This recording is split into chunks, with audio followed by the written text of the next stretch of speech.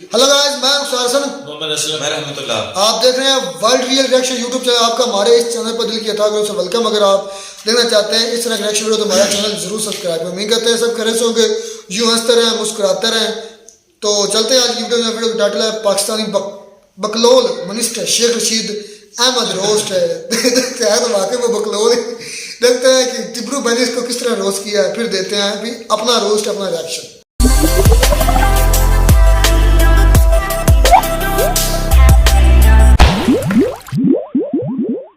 Sir, आप पाकिस्तानी आवाम के बारे में क्या सोचते हो? ये बेकुरतूते, झूठे, नलायक, निकम्मे, निकट्ठू, चोर, खाइन, बददियानत, अल्लाह के नबी के नामूसे रसालत के दुश्मन, इन पे मैं 101 करोड़ मर्तबा लानत भेजता हूँ। तो दोस्तों, आज मैं बात करने जा रहा हूँ पाकिस्तानी सुअर, मेरा मतलब भोसड़ी बाला ऑफ द ईयर, पाकिस्तानी मंत्री कम हलवाई कम कॉमेडियन शेख रशीद अहमद के बारे में, जो आज पाकिस्तान का सबसे बड़ा कॉमेडियन बनकर उभरा है। ये अपनी कॉमेडी से भारत का मनोरंजन तो कर ही रहा है, साथ साथ पाकिस्तानी लोगों व इमरान खान का भी बखूबी मनोरंजन कर रहा है। भाई, ये चूतिया है तो पाकिस्तानी रेल मिनिस्टर, लेकिन रेल मिनिस्ट्री को छोड़कर हर मिनिस्ट्री में ज्ञान चौधते नजर आता है। पाकिस्तान में ट्रेन लेट चले या ट्रेन किसी हादसे का शिकार हो, लेकिन इस चूतियों को घंटा फर्क नहीं पड़ता। इसे तो भारत के खिलाफ बयानबाजी करने से फुर्सत नहीं मिलती। इसके रेल मिनिस्टर बनने के बाद पाकिस्तानी रेलवे की हालत ये हो गई कि पाकिस्तानी रेलवे के कर्मचारी ही इसकी गांड मारने को इसके पीछे भाग पड़े, लेकिन बंदा कैसे भी करके बच निकला। भाई लोग, ये चूतिया कभी भारत को परमाणु बम की गीदड़ भभकी देते नजर आता है, तो कभी भारत के टुकड़े करने की। यहाँ तक कि ये चूतिया भारत पाकिस्तान के बीच युद्ध की तारीख तक घोषित कर चुका है। मैं अक्टूबर के आखिर और नवंबर दिसंबर में पाकिस्तान हिंदुस्तान में जंग होती हुई देख रहा हूँ। इतना ही नहीं, ये 100 ग्राम और 250 ग्राम के स्मार्ट बम से भारत को तबाह करने की धमकी तक देता है। अगर आप लाहौर की तरफ बढ़े तो हमने स्मार्ट बम रखे हुए हैं जो सिर्फ उन टैंकों को, उन तोपखानों को और उन फौजियों को जो पाकिस्तान पर हमला होंगे उनको उड़ाएंगे। हमारे पास हर साइज का मसाला है। हमारे पास छोटी गोली भी है चूरन की, बड़ी गोली भी है, हमारे पास हर तरह का मसाला है, आप आए सही। मेरी तो ये समझ नहीं आता कि ये चूतिया परमाणु बम की बात कर रहा है या सूतली बम की, जो हम लोग दिवाली पर फोड़ते हैं। और भाई, सोचने वाली बात ये है कि भारत को आए दिन परमाणु बम की धमकी देने वाला, भारत के टुकड़े करने जैसे बयान देने वाला चूतिया भट्टो 1998 में पाकिस्तान में हुए परमाणु बम परीक्षण के दौरान डर के मारे पाकिस्तान छोड़कर भाग गया था। जब एटॉमिक ब्लास्ट होना था तो आप यकीन करें सारी रात मैं सजदे में पड़ा रहा कि या अल्लाह, इन सारे लोग जो 4 5 6 लोग हैं जो फैसला कर रहे हैं, इसमें मैं ही एक कमजोर आदमी हूं जिसके वालिद का कोई नाम नहीं है। मैं इस खौफ से कि मुझे पता था कि कब और किस वक्त ये होना, जाहिर है मैं इंफॉर्मेशन को, आप यकीन करें सुबह की फ्लाइट पकड़ के मैं निकल गया। मैं इतना खौफ ज्यादा था, मैंने कहा इतना हसास मसला है, कोई पटाखा आगे पीछे हो जाए, कोई और मसला हो जाए, कहीं से लीकेज हो जाए, मैं पाकिस्तान से चला गया। काम हो गया सारा। मैंने कहा फ्लाइट अगली कब जाती है? उसने कहा जी खाना, मैंने कहा खाना खा के जाऊंगा। अगली फ्लाइट में मैं पाकिस्तान आ गया। क्या चुतियापा है यार ये। भैंचोद इसके जैसे फट्टू करेंगे भारत पर न्यूक्लियर अटैक। भैंचोद, जो बंदा मंत्री होने के बावजूद एक टुच्चे से परमाणु परीक्षण के दौरान डर के मारे पाकिस्तान छोड़कर ही भाग गया था, उसको ही पाकिस्तान की जनता वोट देकर मंत्री बनाए बैठी है। अब भाई खुद सोचो, जितना बड़ा चूतिया ये है, उससे कहीं ज्यादा चूतिया है पाकिस्तानी आवाम, जो इस भैंचोद को हर बार वोट देकर मंत्री बना देते हैं। जबकि जनता की रक्षा करने वाला, जनता का हिमायती चहेता शेख रशीद परमाणु परीक्षण के डर से ही पाकिस्तानी लोगों को लोड़ा दिखा के देश छोड़कर भाग गया था। और हाँ भाई लोग, जो 1998 में परमाणु बम परीक्षण किया गया था, वो भी इनके जीजा चीन का था। अरे भोसड़ी वालों, तुमसे लुंगी संभलती नहीं और तुम भारत के टुकड़े करोगे। भाई लोग, ये वो चूतिया है जिसे पाकिस्तानी जनता जूता फेंक के मारती है। ये वो चूतिया है जिसे पाकिस्तानी आवाम गाली देती है। शेख रशीद है ना, एक कुत्ते का पुत्र है, हन्नो है, एदी ना मां ना प्यो, एक खुसरा भैन चोद। ये वही चूतिया है जिसे लंदन में लात घुसे और अंडे फेंक के मारे जाते हैं। हाँ हाँ, ये वही चूतिया है जिसे मोदी के नाम से ही करंट लग जाता है। हम तुम्हारी मोदी नीयतों से वाकिफ हैं। तुम्हारा रस का करंट लग गया, खैर है, कोई बात नहीं। भाई अगर बात करें इसकी पर्सनल लाइफ के बारे में तो ये चूतिया खाने का बहुत बड़ा शौकीन है, इसलिए सुअर शब्द के एस लेटर को चुराते हुए इसने अपना नाम भी एस लेटर से शेख रशीद रखा। यकीन नहीं आता तो इसके खाने का तरीका देख लो, खुद समझ जाओगे।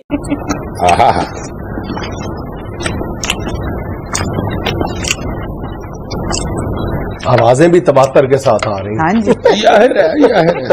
भाई इसके खाने का तरीका बयान कर रहा है कि पाकिस्तान में नान रोटी को लेकर क्या हालत है। जब इस जैसा मंत्री खाने पर इस तरह टूट के पड़ रहा है तो आम लोगों की हालत क्या होगी, आप खुद अंदाजा लगा सकते हो। दोस्तों, लोग जीने के लिए खाते हैं मगर ये हलवाई भैंचोद खाने के लिए जीता है। ये बंदा खाने का इतना बड़ा हवसी है कि खाना ना मिले तो टट्टी में ही मुंह मार देता है। और भाई इसने अभी तक शादी नहीं की और शादी ना करने का कारण है बस यही अपराध मैं 10 बार करता हूँ, आदमी हूँ, आदमी से प्यार करता हूँ।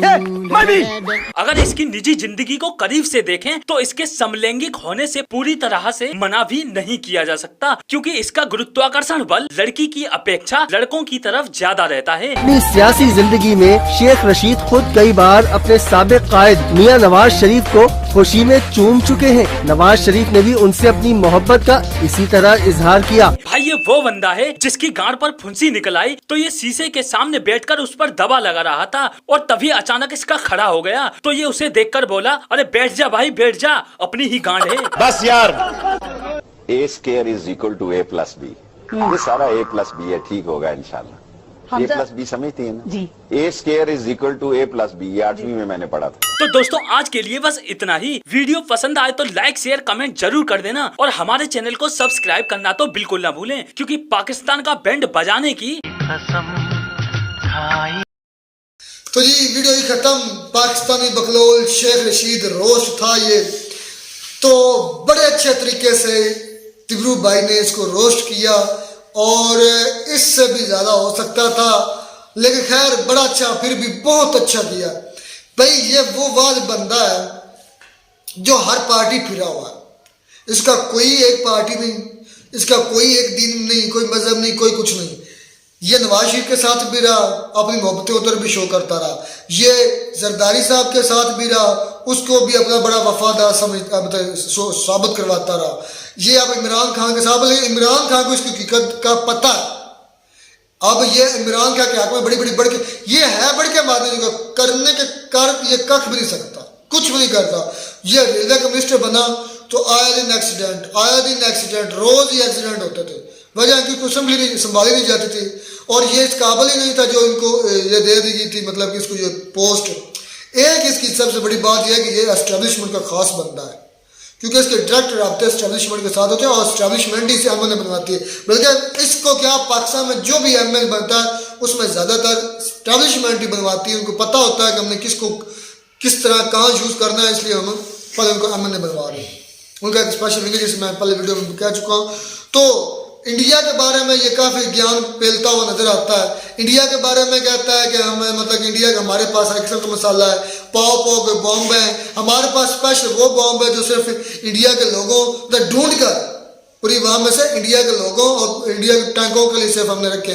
और यार इस तरह के कौन से बॉम्ब है, हमें नहीं है आज तक दुनिया में समझ आई, जिंदगी में समझ आई कोई इस तरह के शॉर्ट रेंज जो मिसाइल है उनकी बात कर रहे हैं। मतलब वो उसका कहेंगे, मतलब 10 बंदे आ रहे हैं उसमें एक इंडिया का बंदा होगा तो वो बम इस तरह का बना लिया है कि वो 10 में से एक इंडिया के बंदे को मार। और यार क्या ये वाकई बकलोल ही है, या क्या बोलता क्या है? इस तरह की छोड़े ना तो ये पाकिस्तानी अवाम में मशहूर कर, हाँ, ये भी इसका इमरान खान साहब को वाकई पता है। पहले तो एक आपने भी देखा था एक ना लाइव टीवी शो में ना इमरान खान साहब और ये दोनों बैठे हुए थे, तो इमरान खान साहब ने कहा था कि अल्लाह मुझे आप जैसा कामयाब ना दे, तो इन्होंने भी आगे जो है ना आपने रिएक्शन दिया था। तो मतलब कहने का मतलब इमरान खान साहब को इनका पहले से ही अच्छा ये जो है ना सियासत, ये भी एक कीचड़ ही है, पता नहीं चलता किसको कब मिलाना होता है। आप देखें उस वक्त ये एक दूसरे के मुखालिफ थे, आज वही इमरान खान, देखिए इमरान खान तो शेख रशीद के बारे में कोई बयान नहीं देता,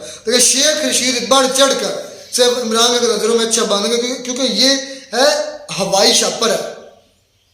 जिस तरफ हवा का रुख हुआ हवाओं का रुख हुआ उस तरह ये उड़ कर चला जाता एक है। इंग्लिश इस वक्त हवाओं का रुख है। एक इंग्लिश में कहावत है, उसका empty vessels make much noise.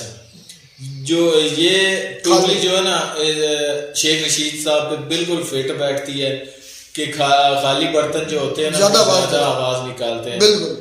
तो एक बात ये पूरे पाकिस्तान पर फिट होती है। मैं ये देखता हूं। इसकी जो है ना मुझे और कोई बात अच्छी नहीं लगती, सिर्फ एक बात अच्छी लगती है जब ये इंडिया को रिप्लाई करते हैं। अच्छा। स्पेशली जंग के हिसाब से एक दफा इसने एक इंडियन एंकर को जवाब दिया, तो उसने कहा कि अगर जंग हो जाएगी तो क्या होगा। तो इसने शेख रशीद साहब ने कहा कि अगर जंग होगी तो असम के बॉर्डरों तक मंदिर की घंटियां तक बज जाएंगी कि आपने किसको छेड़ा। तो वो इंडियन एंकर जो था ना वो इनके बयान सुन के ना डर गया, जैसे उसकी नजरों में ना खौफ आ गया, तो वो चुप करके सहम गया। खौफ नहीं आ गया, वो हैरान आ गया कि ये इस घटिया इस छोटे से मुल्क का बंदा जो बकलोल सा है वो हैरान था। बकलोल होगा ठीक है, जो बकलोल ही है ये। अगर इंडिया एक देखिए एक इंडिया जो जब किसी को धमकी देगा या कहेगा कि मैं ये कर दूंगा वो कर दूंगा, तो दूसरों ने कोई दूसरे हमारा मुल्क हो या किसी और का मुल्क हो तो उसने हार नहीं पहनाना होता। जाहिर सी बात है अगर आप एक दो गाली निकालेंगे तो ये भी 3-4 गाली निकालेंगे। हमारा पूरा मुल्क ही बकलोल है। क्यों? अब खान को ले लें, कैसे खान वो बातें कर जाता है जो नहीं करनी होती। मैं एक छोटे साल तो वो कोई परेड हो रही थी, आर्मी की परेड थी, उसमें खान साहब वज़ीर आज़म थे। बातें करने के हिसाब से इंडिया भी बहुत करता है। और जब यार उन्होंने जंग की थी तो उन्होंने कहा था कि हम लाहौर के जिम खाने में आकर चाय पियेंगे, तो पी थी उन्होंने चाय। उन्होंने अपनी तरफ से जुमले ही बोले थे।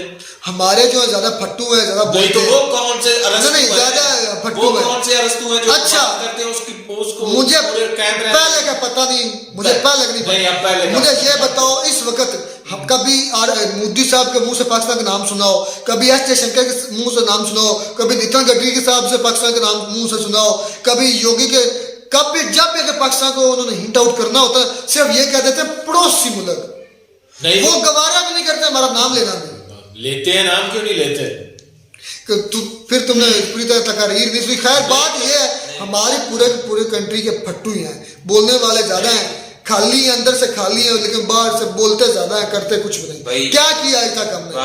जो है ना क्या करें, तुम क्या करवाना चाहते हो? जो अपनी मैशत ठीक करें, अपने लोगों को रोजगार दें। मैशत का क्या बात लड़ाई की होती, जब वो बोलेंगे तो ये चुप थोड़ी रहे। लड़ाई की बात करने लड़ाई पे आते हो। 4 मतलब छितर खाए आपने इंडिया से 1948 में, फिर 65 में, फिर 71 में, फिर 99 में, 1965 में नहीं किया। अच्छा खैर अब रहमतुल्लाह फट्टू के जब आपने बात की है जो है इमरान खान साहब की जो पार्टी, इसमें जो मुझे दिखाई देते हैं वो तो एक शेख रशीद है और दूसरा फवाद चौधरी। बिल्कुल बहुत फट्टू, वो बहुत ज्यादा, वो इससे भी बड़ी छोड़ता है। ऐसे ही है भाई, ये हर पार्टी में होता है, ये इसकी पार्टी में नहीं है। आप इसकी अपनी पार्टी है, देख ले नवाज शरीफ की पार्टी में कौन ठीक है, मरियम औरंगजेब ठीक है, वो साद रफीक ठीक है, कौन ठीक है उसमें बता दें। वही तो मैं पहले कह चुका हूँ कि पाकिस्तान सारे बकलोल है, बोलने वाले ज्यादा है, करने वाले कुछ नहीं। बात नहीं, ये बड़ा अच्छा रिएक्शन था, मजा आया देखकर, और उम्मीद करते हैं आपको भी हमारा ये रिएक्शन अच्छा लगा होगा। अगर अच्छा लगा तो हमारे चैनल जरूर सब्सक्राइब करें। मिलता है नई वीडियो में नया टॉपिक के साथ, तब तक दीजिए इजाजत।